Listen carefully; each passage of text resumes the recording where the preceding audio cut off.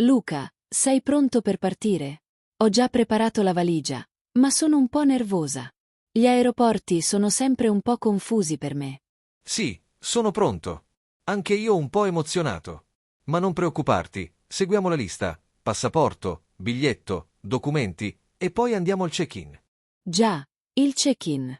Ogni volta mi chiedo, quante valigie posso portare? E se il peso supera il limite? Di solito ogni compagnia ha le regole sul peso. Controlliamo prima online, così evitiamo problemi. Ah, ricorda di avere tutto a portata di mano. Passaporto, biglietto, carta d'imbarco. Giusto.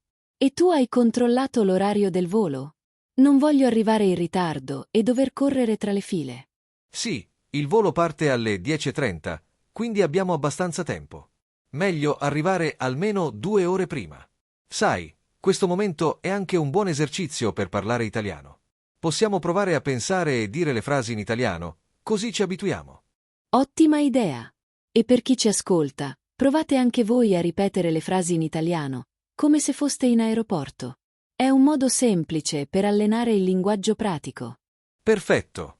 Allora, prima cosa, andiamo al banco del check-in. Dobbiamo consegnare le valigie e ritirare la carta d'imbarco. Marta, la tua valigia è sotto il limite di peso? Sì, credo di sì.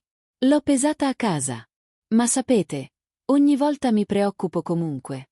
Le regole cambiano spesso. Non ti preoccupare, qui l'aeroporto ha delle bilance, così possiamo controllare. E poi, mentre aspettiamo in fila, possiamo anche leggere qualche cartello o informazioni in italiano, così facciamo pratica. Sì, mi piace. Ad esempio, leggere gate, partenze, arrivi, controllo sicurezza. Ogni parola ha un significato preciso. Esatto. E mentre aspettiamo, possiamo anche parlare di come funziona il check-in. Consegnare la valigia, ricevere la carta d'imbarco, scegliere il posto a sedere. Tutto in italiano. Giusto. E sapete una cosa? Chi ci ascolta può provare a usare queste parole la prossima volta che è in aeroporto o con amici che parlano italiano. È un piccolo esercizio pratico che aiuta molto. Perfetto. Allora, quando arriva il nostro turno, consegniamo i documenti e le valigie. Poi possiamo andare verso i controlli di sicurezza e iniziare il viaggio. Bene Marta, abbiamo fatto il check-in senza problemi.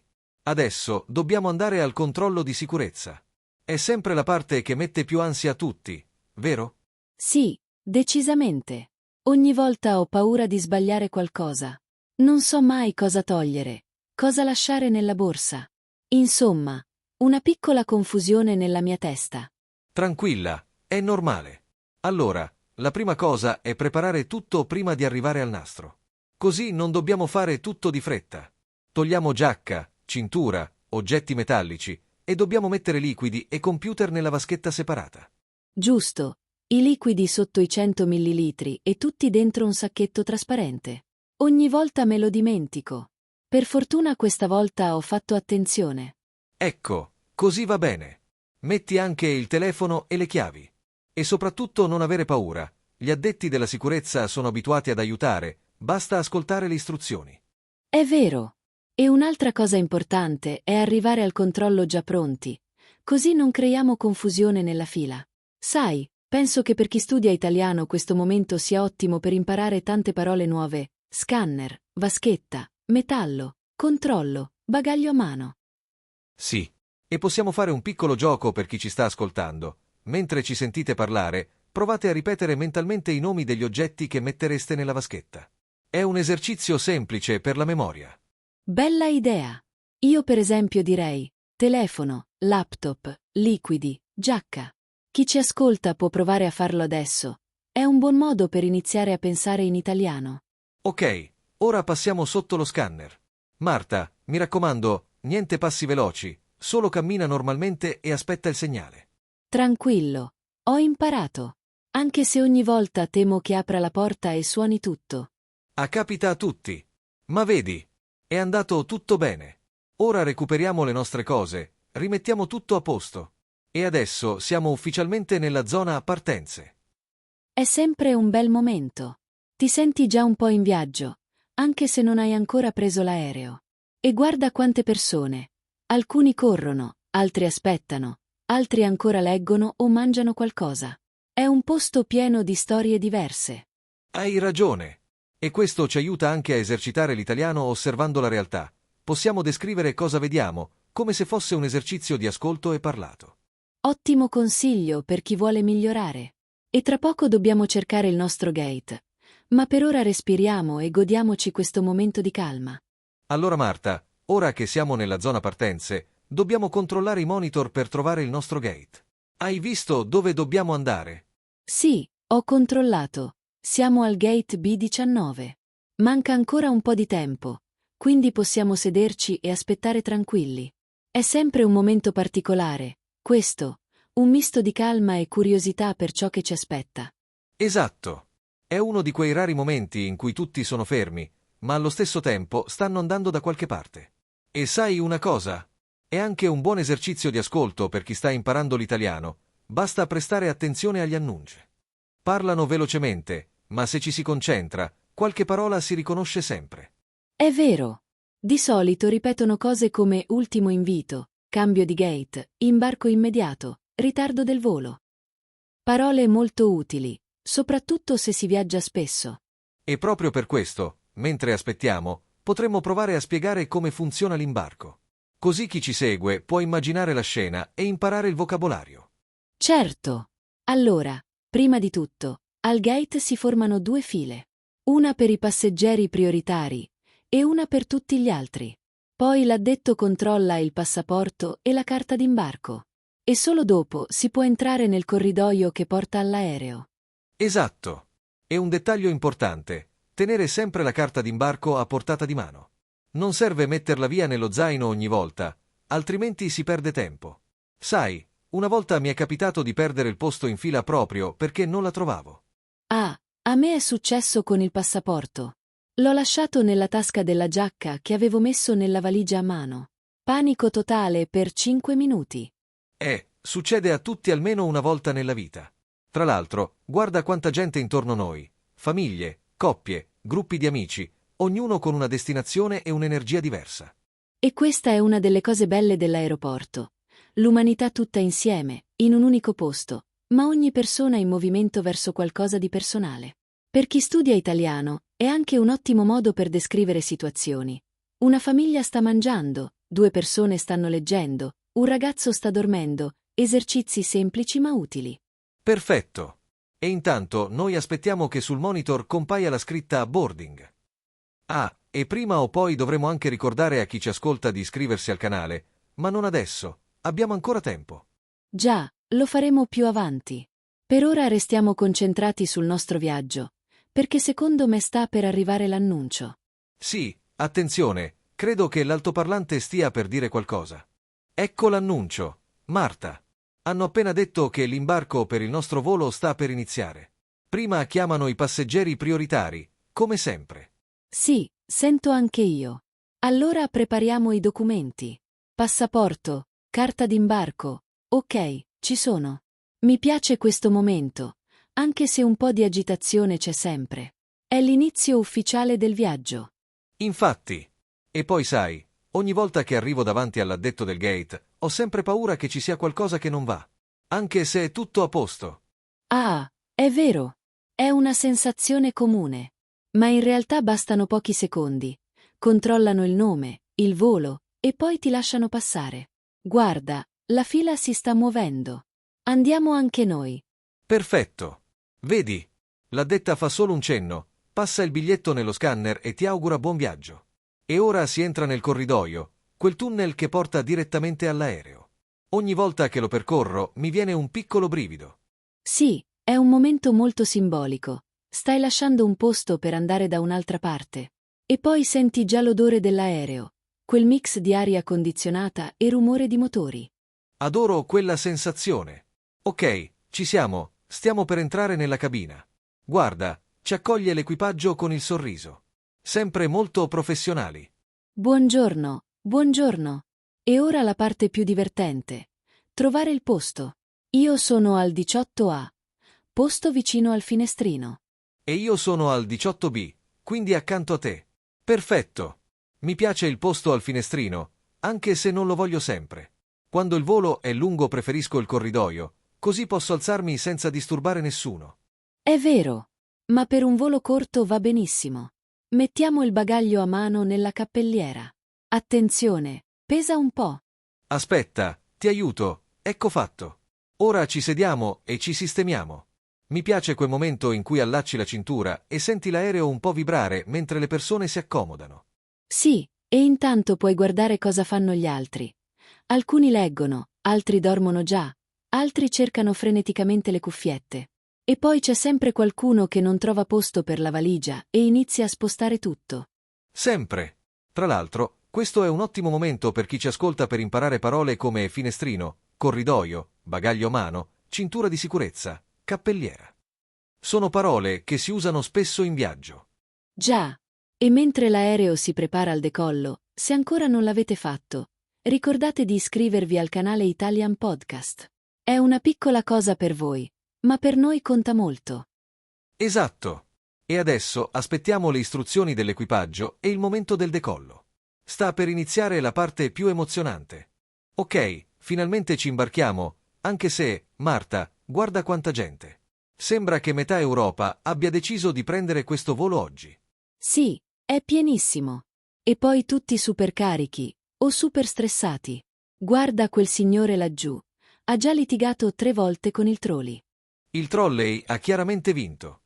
Però dai, è sempre così. Quando si sale a bordo, la gente entra in modalità gara olimpica. Sì, anche se poi arriviamo tutti allo stesso aeroporto, allo stesso minuto. Però capisco l'ansia. Trovare spazio per il bagaglio a mano è come una missione impossibile. Esatto. Mission Impossible, Overhead Bin Edition. Tra poco Tom Cruise spunterà dall'uscita d'emergenza per incastrare uno zaino a forza. Però, a proposito di overhead bin, ecco, vedi? Quel ragazzo sta cercando di sollevare una valigia che pesa come una lavatrice. Ma perché la gente continua a fingere che sia solo un bagaglio leggero? La scena è sempre la stessa. Provano a sollevarla, fanno finta di niente, e poi gli tremano le braccia come se stessero facendo sollevamento pesi. E ovviamente l'assistente di volo arriva sempre con la frase classica: Signore, vuole una mano? Che tradotto significa: so che pesa 40 kg, non facciamo finta sia piuma, per favore. Marta, ma la cosa più bella di tutte è quando troviamo la nostra fila. Ogni volta la stessa domanda: scusi, è il posto finestrino? E la persona risponde sempre con quell'aria tipo sì, è mio, ma non voglio muovermi. E tu devi fare quella coreografia imbarazzante per passare, cercando di non colpire nessuno con lo zaino, ma inevitabilmente colpisci tutti. Sì, sempre. È scientifico. Lo zaino colpisce almeno 3 persone, di solito una al ginocchio, una al braccio e una in faccia. Però poi, quando finalmente ti siedi, quel momento in cui ti leghi la cintura e dici: ok, ci siamo, è bellissimo. È come un piccolo traguardo. Sì, e poi parte la fase osservazione. Guardi chi ti è seduto vicino. Sarà simpatico. Farà rumore. Dormirà su di me. Ruberà il bracciolo. Il bracciolo. Ecco il vero dramma dei voli. Il conflitto invisibile, silenzioso, molto più intenso di qualunque guerra dichiarata. Soprattutto per chi sta nel mezzo. Il posto in mezzo è praticamente un atto di coraggio. Niente finestrino, niente corridoio, e la costante battaglia dei gomiti. Comunque, ragazzi che ci ascoltate, voi che tipo di passeggeri siete? Team finestrino, team corridoio o poveri eroi del posto centrale?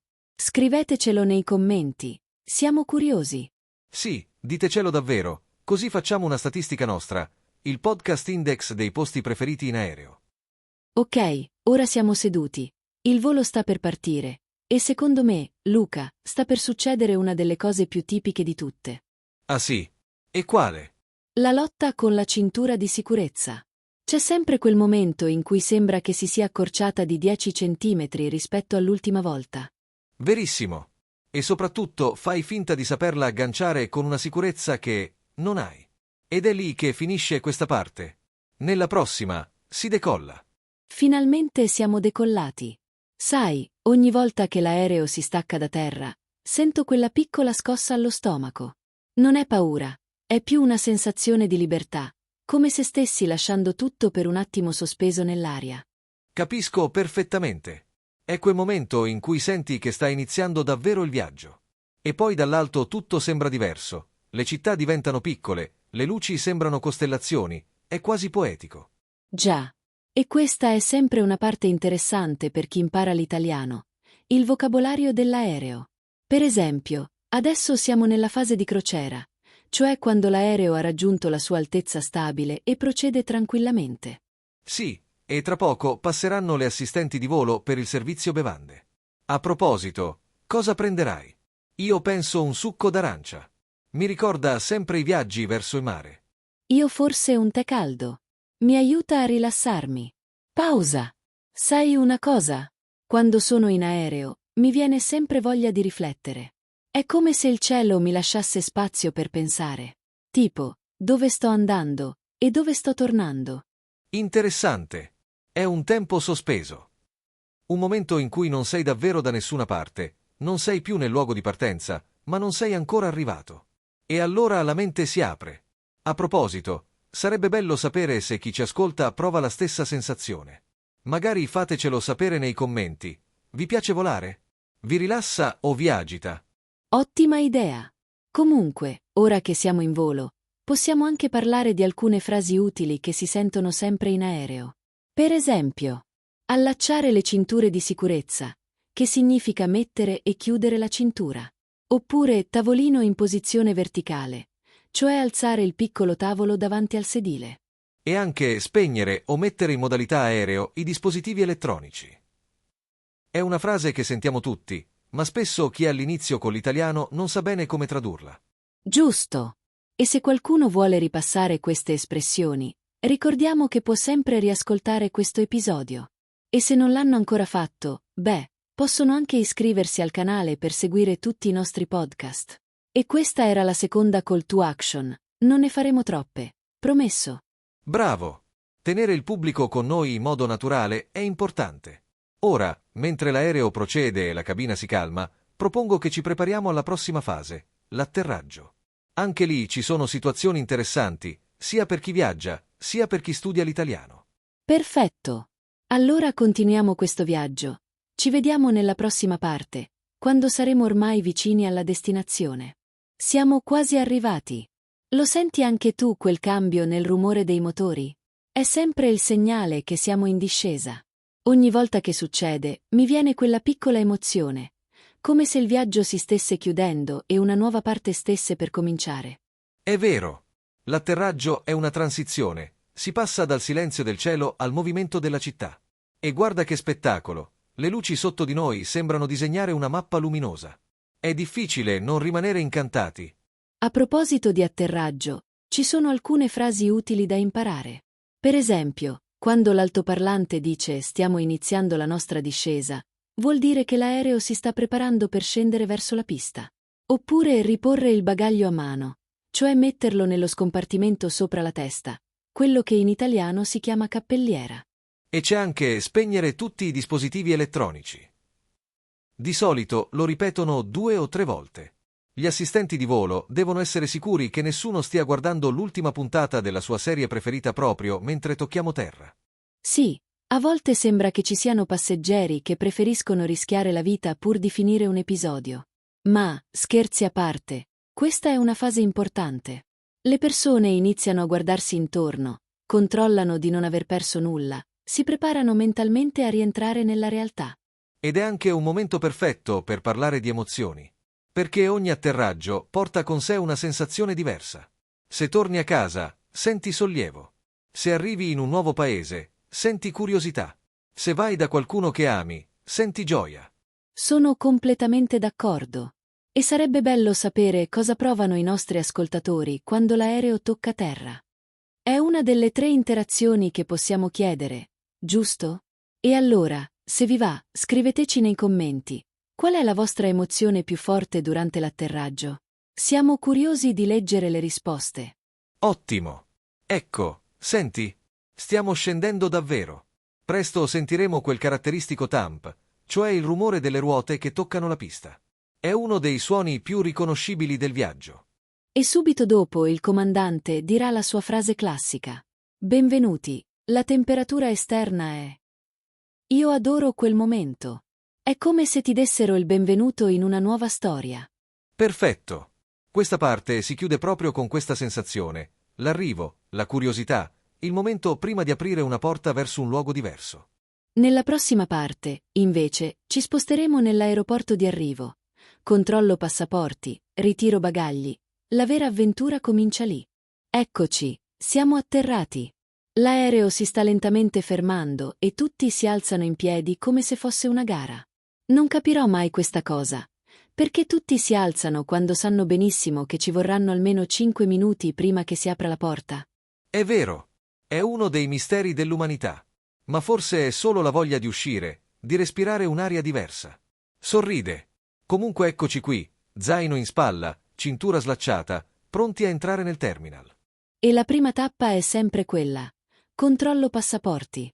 È un momento un po' delicato, soprattutto per chi non è abituato a viaggiare. Di solito devi seguire le indicazioni. C'è una fila per i passeggeri della Comunità Europea e una per i passeggeri delle altre nazioni. E quando arrivi allo sportello, l'ufficiale della polizia di frontiera ti fa 2 o 3 domande semplici. Perché sei qui? Quanto ti fermi? Dove alloggi? Domande facili, ma dette con quella voce seria che fa venire voglia di dire la verità anche se non hai fatto niente. Però è una situazione perfetta per chi vuole praticare l'italiano. Basta rispondere con frasi semplici come: sono qui per turismo. Rimango 5 giorni. Alloggio in centro. Dopo il controllo passaporti, si entra nell'area del ritiro bagagli. E lì comincia un altro spettacolo. Persone ferme davanti al nastro trasportatore, occhi puntati come se stessero guardando una partita di calcio. C'è sempre quella micro paura che il bagaglio non arrivi mai. E ognuno di noi ha pensato almeno una volta nella vita. E se la mia valigia fosse finita dall'altra parte del mondo? Oppure arriva sul nastro una valigia identica alla tua e devi controllare l'etichetta 3 volte perché hai il terrore di prendere quella sbagliata. A proposito, è una buona occasione per introdurre qualche parola utile. Nastro trasportatore, la cintura che gira portando le valigie. Etichetta, il tag con il tuo nome e la destinazione. Bagaglio smarrito, quando la tua valigia decide di fare un viaggio da sola.